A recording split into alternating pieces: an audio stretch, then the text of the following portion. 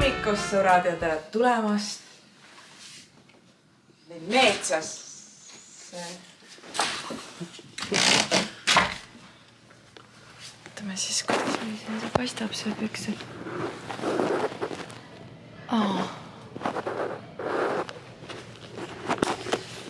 Okei. Ei rullu. Tere tulemast Veneetsiasse.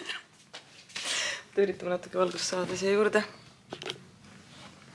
Nii, ma tulen ikkagi siia akna ette, panen teid kuskile siia maha, et me saaksime natuke jutustada. 3. korda tere tulemast Veneetsiasse ja see on ühtlasi siis ka minu ja Nilsi selline pulma aastapäeva / pulmareis, mis 3 aastat tagasi ära jäi. Meil on siis sellel suvel 3. pulma aastapäev ja nagu väikeste laste kõrvalt ikka, siis reisimist kas ei toimu või toimub koos nendega, nii et 3 aastat hiljem avanes meil tänu vanavanemate armule imeline võimalus tulla kahekesi reisile ja me mõtlesime pikalt ja laialt, et kuhu me lähme ja alguses oli plaan minna Nitsasse. Aga kui ma siin mõned kuud tagasi hakkasin siis otsima, et kuhu me minna saaks ja kuhu oleks soodne minna, kus ei ole suvel nagu liiga kuum ja oleks nagu huvitav ka, siis lõppkokkuvõttes sai meie valikuks hoopis Veneetsia ja kui hea valik see oli. Reaalselt, oh my god, mul on nii palju rääkida, sest tegelikult me oleme siin olnud nüüd juba, täna on siis nagu teine täispäev, aga me oleme 2 ööd juba siin olnud.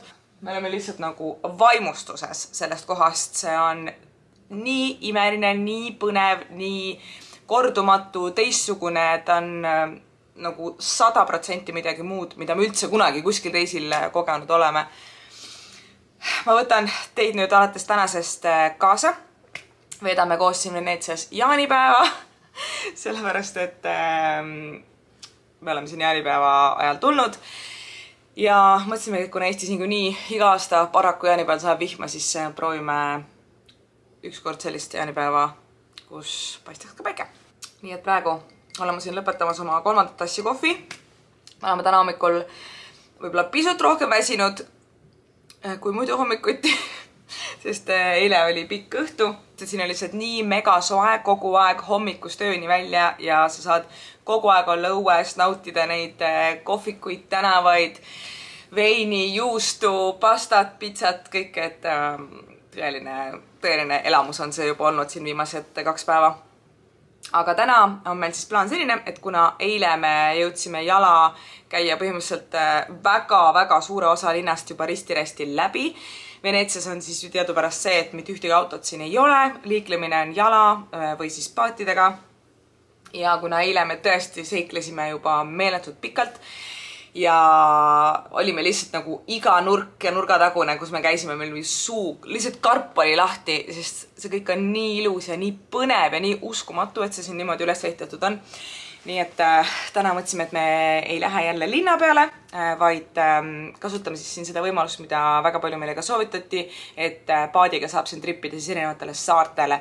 Ja kuna on meeletult soe päev, täna on siuke 30 kraadi umbes, siis praegu plaan ongi see, et joome oma kohvi ära, paneme suveriidid selga, kindlasti ma ei lähe selle triiksärgiga siit välja, millega ma käisin hommikusöögil, sest et see on nagu way liiga palav. Ja me lähme Liido saarele ja esialgu me lähme randa, sest et me tahame selle kuumaga proovida, kuidas on rannas käia, sest et Eestis suve jooksul seda isegi ei pruugi sellist soojust kordagi tulla. Nii et lähme randa, lähme ujuma, oleme mõned tunnid seal. Vaatame seal Liido saarel ringi, kas seal on ka midagi põnevat vaadata ja siis vaatame juba edasi, kas jõuame täna mõnele saarele veel, sest tegelikult siin liiklemine toimub ülikiirelt, nagu need vahemad on nii väikesed tegelikult ja jõuab palju tehtud. Nii et ma praegu lõpetan lobisemise ära, jooname kohvi lõpuni, siis me teeme pätti, paneme need hotellirätikud endale seljakotti ja lähme randa! Juhuu! Natuke jamps on see, et ma ostasin oma kaamera tripodi maha, nii et saa teid nagu kuskil eriti seisma siin panna, aga valmistume siis koos rannapäevaks ette. Plaan ongi see, et ma lihtsalt teen kulmud keeliga ära. Ma kasutan siis ikka seda kattubi kulmukeeliga alati ja reisimiseks on ta mul mingisse väiksesse tuubi pandud. ja kuna mul ei ole päiksekreemi kaasas, mul tuli meie käsi pagasega, siis ma võtsin Nilsi näokreemi, mis on Kiehlsi oma ja siin on SPF 30 sees, nii et siin peab nüüd siis praegu päästma. Ma panen natukene kuivšampooni ja kuna mul on täna siuke üldse mitte minulik peakate tulemas, ehk siis natukene oma peanahka kaitsta, sest see põles juba kaitsega ära, otsa esine, siis mul on plaan, et ma panen sellise nagu räti endale siia, niimoodi nagu rannas. Ja selleks, et see ei näeks välja nagu mul on piraat, siis ma teen natukene endale sirgendajate siia mõned lained sisse, et kuidagi nagu oleks loogilisem minu enda jaoks. Eile ma siin vaatasin erinevaid neid peakatteid ja nokamütse ja kaabusid. Aga meil nokamütse on tegelikult kodus nii palju, et ma kõiki neid kasutan jooksmiseks. Ma ei tahtnud üldse osta mingit nokamütsi ja ilmselgelt see ei sobi ka ühegi mu outfitiga, mis mul siia planeeritud on. Nii et siis see siuke rätike tundus nagu väga italiano. Praegu on ju ka suht trendi see, et sa saad seda rätti kanda niimoodi. Mul on nagu särgina. Siis tegelikult see oleks ka täna jumala äge variant, aga kuna ma selle peale pähe panen endale, siis ei toimi täna mu jaoks. Ma siin nüüd näitsin küll teile, et meil vaadet ei ole absoluutselt, aga selle vaatamata on meil tegelikult ülinais hotell, hästi heas asukohas. Kui keegi siin ka kunagi plaanib või teha Veneetsiasse tulla, siis ma võin jagada seda hotelli linki, sest et vana selle hotelli otsimine, majutuse otsimine võttiski mul kõige rohkem aega, et millist siis lõpuks võtta, sest siin on meeletu valik muidugi Veneetsias majutustega ja kui sa ei ole varem käinud siin linnas, siis sa ei hooma seda, kui suur see on, kuidas siin liigelda on, kuhu sa üldse saad, kui sa lennujaamast tuled, me tulime lennujaamast siis selle veetaksoga ja meie hotell asub nii veetakso suhtes kui ka rongijaama suhtes kui ka linnas jalutamise, söömise, shoppamise asjade suhtes lihtsalt super heas kohas. Ja see hotell on ise ka hästi ilus, sest ta on pigem siuke uuem ja tal on nüüd küll see, et ta ei ole selle siukse Veneetsia arhitektuuriga, ta on lihtsalt nagu tavaline siuke modernne hotell, aga kuna seda Veneetsia arhitektuuri on siin meeletult palju igal sentimeetril niikuinii, siis tegelikult pole üldse vahet. Et minu hirm oligi see, et ma olin kuulnud tuttavatelt, et kuna see linn on ikkagi nagu vee sees, vee peal, vee ääres, et siin hästi palju nagu on seda, et niiskus kipub majadesse ja see nagu hästi kiiresti võib hävitada sul siin hotellitoad ja igasugused interjöörid, et selles suhtes ma tahtsin teha hästi hea valik, et alati, kui sa käid seal linnareisil, siis on ikkagi mõnus, kui sul see peatuspaik on ka siuke nagu ilus, hubane, korralik, et see annab ikkagi juurde. Et jah, me ei veeda siin nagu nii tohutult palju aega, aga ikkagi on hea tulla kohta, kus sa tead, et kõik on nagu super. Nii et igatahes andke teada, kui keegi tahab seda linki, ma pärast näitan teile meie tubaga. Nii, siuksed lained praegu said, rohkem ma ei hakka midagi tegema. Ja ma mõtlen, ma vist pean outfiti selga panema ja siis ma selle äkki panen üldse rannas pähe, et me ei hakkagi seda kohe pähe panema. Väga harjumatu näha ennast üks asjaga, aga pole hullu, saame hakkama. Me valime outfiti. Nii, enne välja minekut veel huulevalsam. See on vist ainuke asi, mis mul siin SPF-iga on, ma arvan. Lõhna.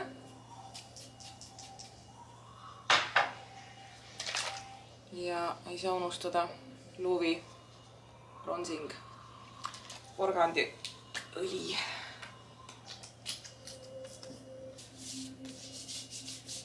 Siis üks huuleläige, mis ma võtsin kaasa siia.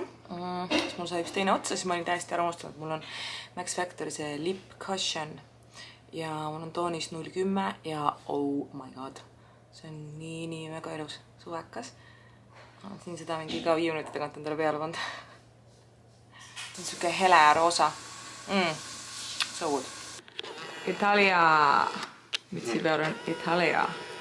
Härra turist. Valmis? Valmis. Vamos. Ei, see on hispaania keeles. Jah. Ciao. Alle. Alle, ei, see on prantsuse keeles. Ciao tuba, pärast näeme.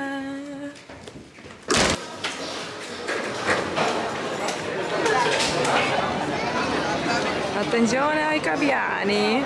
Need kajakad on siin tõesti äärmiselt nahaalsed. Mis toimub? Saime vist hakkama. Mis me saime? 2 piletit, päevapiletid. Transaksione eseguita tähendab transaction completed. Nii, ja kuhu me lähme, millega me lähme? Me lähme nüüd veepaadiga Liido randa, mis ei ole Liido rest, see kood, vaid rand. Okei, saime kätte. Good stuff. Okei. 35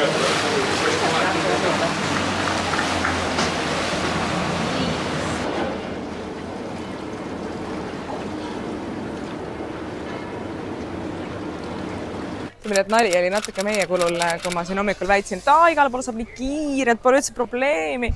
Ja siis sattusime sinna paadibussi järjekorda. Ja see oli päris kaootiline. Inimesed olid närvilised, seal oli mega palav, seal oli mega palju inimesi, seal olid osad oma kohvritega, üritavad lennujaama saada. Siin on ülipalju neid nagu peatusi ja üldse nagu arusaadavate välismaal sellest süsteemist, et mis sa tegema pead. Aga we cracked the system. Me seisime tükk aega, igistasime seal mega järtsus inimestega ja ei liikunud ja siis vaatasime, et nagu silmapiiril oli tegelikult paar peatust veel ja kuna päris mitu seda busstaksot nagu erinevate numbritega siis sõidavad siia Liido saarele, siis me lihtsalt läksime teise peatusse, läksime teise peale, kuhu me saime kohe ja jõudsime kohale. Teekond siia oli mingi, mina ei tea, me sõitsime 40 minutit. Ja nägime kõiki neid põhivaatamisväärsusi, kuhu meile kõndisime, mis on siis saare täiesti teises otsas, sõitsime sealt mööda, aga vaatamisväärsus, mis muidugi kõige rohkem meelde jäi. Ma võin ise öelda või? Aga palun. See oli Michael Jordani superjaht, maailma kõige kuulsam korvpallur läbi aegade. Ma arvan, kõik teavad.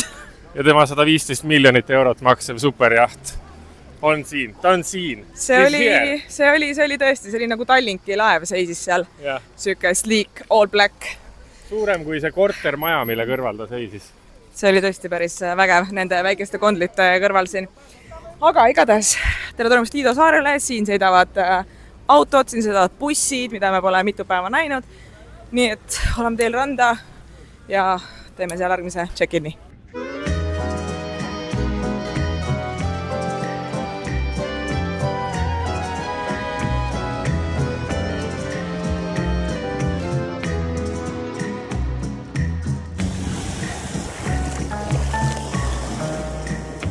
Kui te küsite, kas on mõtet Veneetsiast tulla randa, siis vastus oleks 215% jah. Sest et ma ei tea, kas ma kunagi nii soojas vees olen ujunud. See oli lihtsalt väga hull elamus praegu. Vesi on nagu nii soe, et sa lähed sisse. Ma arvan, see on mingi 29-30. Ikka väga-väga soe. Ja õhkise on üle 30, siis sa tuled välja, sa ei tunne, kas sa oled vees või sa oled väljas või eestlastena see on nagu ikka elamus, kui sa saad niimoodi ujuda. Korjasin lastele muidugi ka merekarpe kaasa, hästi suured merekarbid igal pool seal ranna ääres ja hakkasin vee seest ka korjama. Ja kinnised karbid, et tigu oli veel sees, siis muidugi näitas ka siin vette tagasi. Aga väga ilus rand on, hästi suur, hästi pikalt läheb rannajoon ja siuke ilus puhas rand. Mõnus, väga mõnus.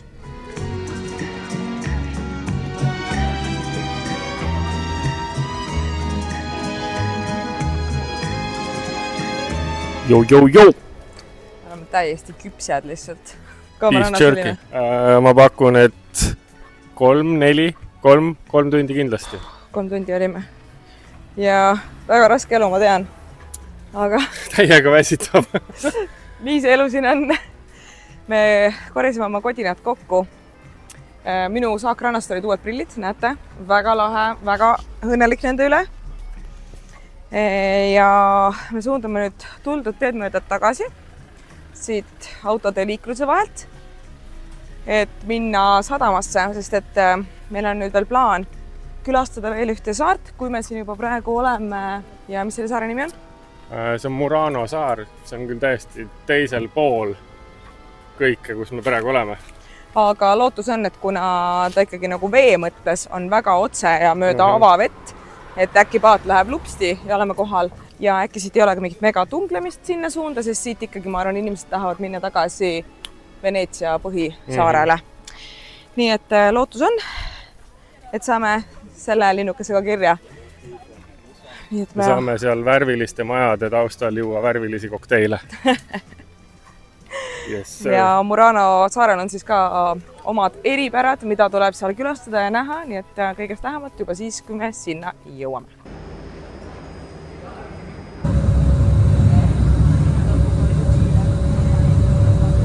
Tere tulemast Murano saarele, mis on siis selline väike saareke otse Veneetsia külje all, kuhu oli väga lühikene paadisõit ja Muranol on väga huvitav ajalooline väärtus. Nimelt kuni 11. sajandini toimis saar peaasjalikult kalurikülana, nende peamine müügiartikkel oli sool, mida siit merest muidugi väga lihtne villida on, aga aastal 1291 seisid kõik Veneetsia klaasipuhujad silmitsi nõudega kolida Murano saarele. Ja sellest alates sai Muranost klaasipuhujate saar, ehk siis siin asub maailma kõige kuulsam klaasivabrik ja kohe hakkame teile ka demonstreerima, milline siis see Murano klaas on. Ta on väga tuntud välimusega maailmas ja ma vaatasin, isegi H&M on teinud sellest oma kollektsiooni. Üks märgilisemaid sündmuseid Murano saarel leidis aset ka 15. sajandil, kui siin villiti välja kristallklaas, mis siis teadupärast on üks puhtamaid ja hinnalisemaid klaasitüüpe maailmas. Nii et alates sellest ajast on Veneetsia, Murano, kogu see Itaalia osa siin kaubelnud klaasiga. Siin saarel asub umbes 86 klaasipoodi ja nad kõik müüvad täpselt seda sama asja, ehk siis Murano klaasi. Ja see on siis selline mustriline klaas, näete? See arv võib olla ka 860, sest et siin on neid klaasipoode reaalselt iga nurga peale, siin ei olegi mitte ühtegi muud poodi kui ainult need klaasipoed ja nad villivad sellest Murano klaasist absoluutselt kõike, nad teevad sellest peegleid, joogiklaase, ehteid, mingid nipsasjakesi. Nii et sul on Murano saarele tulles imeline võimalus osta endale klaasist suured asjad, mida on kindlasti hästi mõnus kotti pakkida, koju viia. Aga meie plaan hetkel siin saarel on see, et me vaatame ringi, siin on imeliselt rahulik, mõnus, siin on väga vähe inimesi ja kõigepealt me otsime endale mingi kena kaunikohakese, kus istuda maha, nautida väikest joogikest, snäkikest ja siis me kindlasti lähme uudistame ka poodi ja vaatame, millise kena klaasist nipsasjakese me siit kaasa haarame.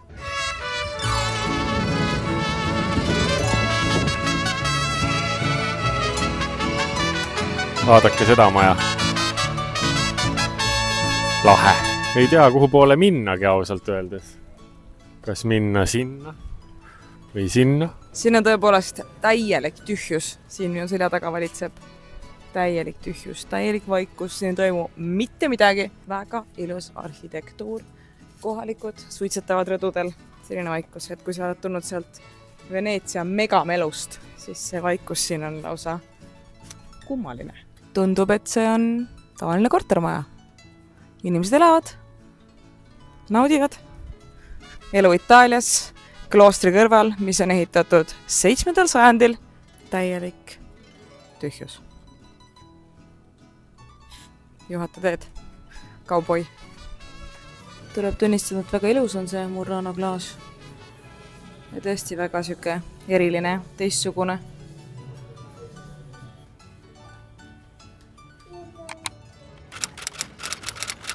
Jalutame siin täiesti hingematvalt kaunitel tänavatel, nagu vaadake.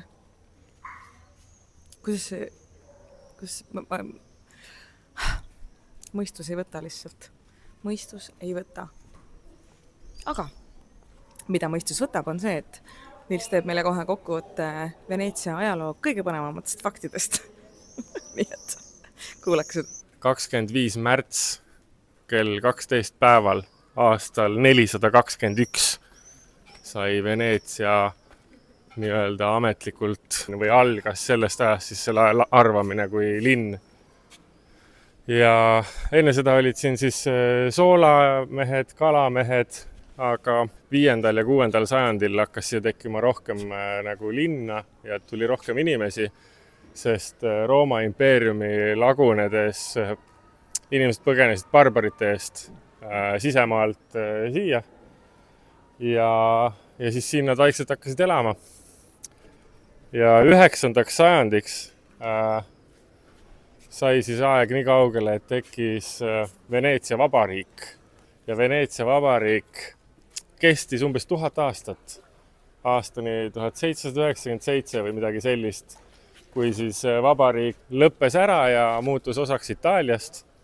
Aga Veneetsia vabariik, siis Republic of Venice oli väga kõva kaubandus ja mereriik, kasvasid väga kiiresti ja urbaniseerumine toimus. Et täna me siis siin neid samu tänavaid ja kanaleid pidi liigume, kus aastatuhandeid on juba toimetatud.